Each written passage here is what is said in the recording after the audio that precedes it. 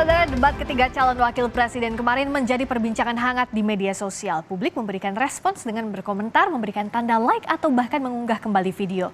Indonesia Indicator telah menghimpun sejumlah data terkait perbincangan publik yang terekam di media sosial pasca debat Cawapres semalam. Untuk mengetahui bagaimana selengkapnya, kita langsung saja berbincang dengan Direktur Komunikasi Indonesia Indicator, Rustika Herlambang. Mbak Rustika, selamat malam. Selamat malam Mbak Rizka, apa kabar? Kabar baik, kita langsung lihat aja ya datanya seperti apa perbincangan di media sosial. Nih, kalau ini keriuhan media sosial debat Cawapres kemarin bisa dijelaskan? Nah, jadi debat Cawapres kemarin adalah salah satu agenda yang paling ditunggu oleh netizen karena apa, engagementnya tuh besar sekali. Jadi kalau di debat Cawapres itu satu postingan itu direspons itu 43 kali gitu kan. Tapi ketika bicara soal debat Cawapres 46 kali. Jadi kita bisa membayangkan betapa luar biasanya situasi debat Cawapres yang memang sangat ditunggu oleh para netizen. Apa karena ada efek kejut yang ditunggu dari masing-masing Cawapres? Jadi kalau kita bicara tentang ketiga paslon, masing-masing ada juaranya, Mbak. Jadi kita lihat Gibran misalnya, dia mendapat juara karena dia mendapat respon terbanyak, baik dari sisi postingan maupun dari sisi engagement. Kemudian Muhaimin juga mendapat jadi juara karena dia mempopulerkan satu istilah selepet yang akhirnya jadi ramai sepanjang perdebatan. Sementara itu Mahfud, dia menjadi juara untuk sentimen positif terbanyak.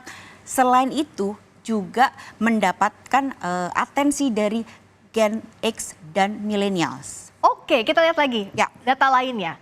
Kalau tadi keriuhan masing-masing Cawapres yang ternyata punya keunggulan ya dari sisi netizen. Mungkin kita bisa bedah apa yang menyebabkan mereka tuh sangat istimewa. Kita coba lihat bagaimana sentimen dari debat Cawapres kemarin. Kalau kita lihat sambil juga berjalan aja Mbak Rustika, untuk Muhaimin Iskandar ini sentimen positifnya berapa, negatifnya berapa, yang lalu kalau Gibran juga berapa, Mahfud juga berapa? Mungkin kita harus bicara dulu dari yang pertama kali yang menggerakkan isu debat Cawapres kemarin.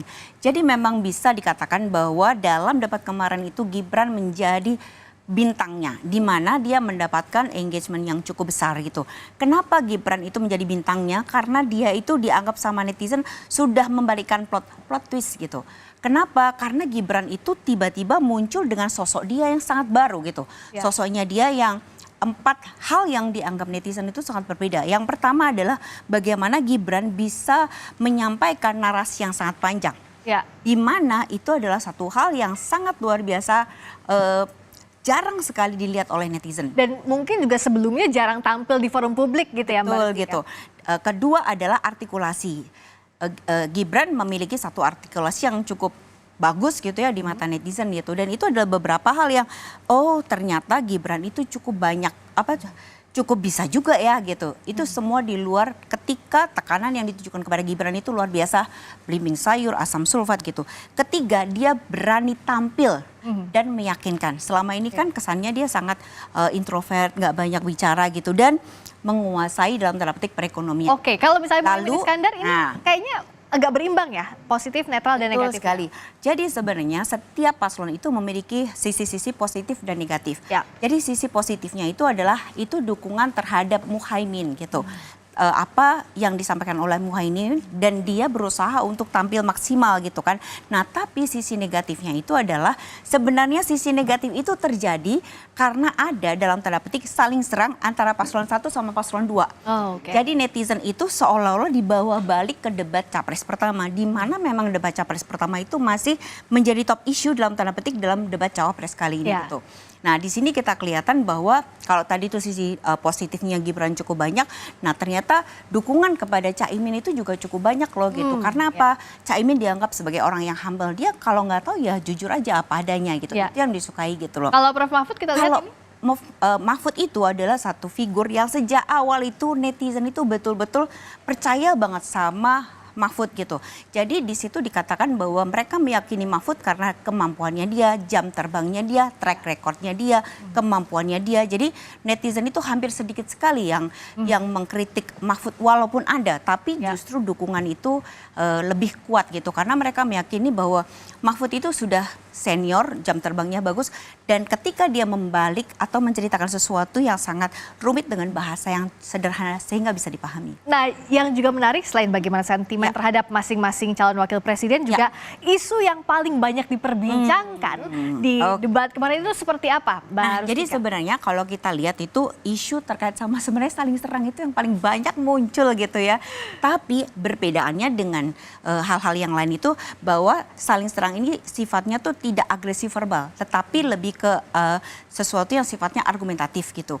Artinya netizen itu melihat bahwa apa yang mereka tuh adu gagasan itu masih dalam level argumentasi, walaupun yang tahu hanya orang-orang ekonom bener apa enggak, karena netizen itu lebih fokus pada ekspresi mereka, narasi mereka gitu. Dan yang saling serang ini juga relate sama yang kedua ya, Ibu Kota Nusantara ini kan yang banyak sekali debat yang sebenarnya tuh ini semuanya saling berkelindan ya. Jadi terkait sama IKN gitu ya, bagaimana itu mereka gitu, dan kenapa itu jadi rame, karena IKN itu ada kata-kata kok aneh gitu kan, loh potong tumpeng. Nah itulah yang mengakibatkan engagement terbesar kedua adalah IKN.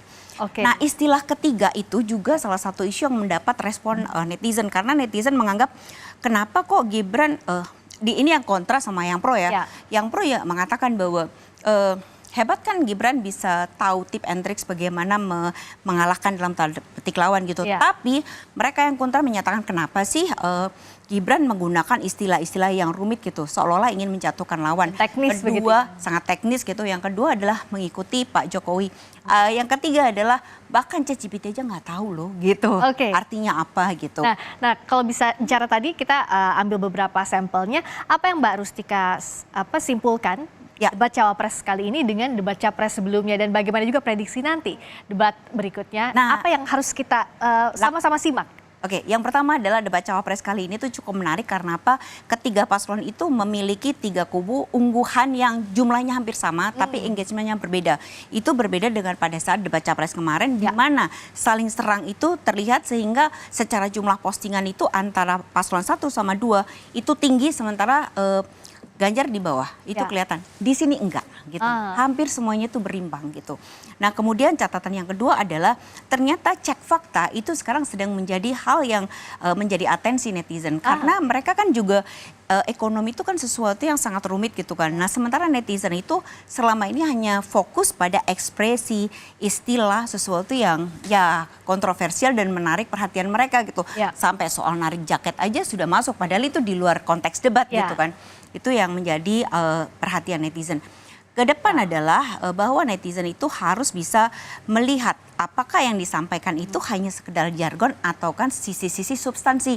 Itu yang menjadi harapan dari banyak pihak supaya Pilpres kita betul-betul diisi dengan sesuatu yang lebih berisi atau berdagang. Nah, daya kritis dari calon pemilih juga ini penting, dan kita sama-sama nantikan debat berikutnya yang tentu saja akan semakin menarik. Terima kasih Mbak Rustika Herlambang atas analisisnya di Sapa Indonesia Malam.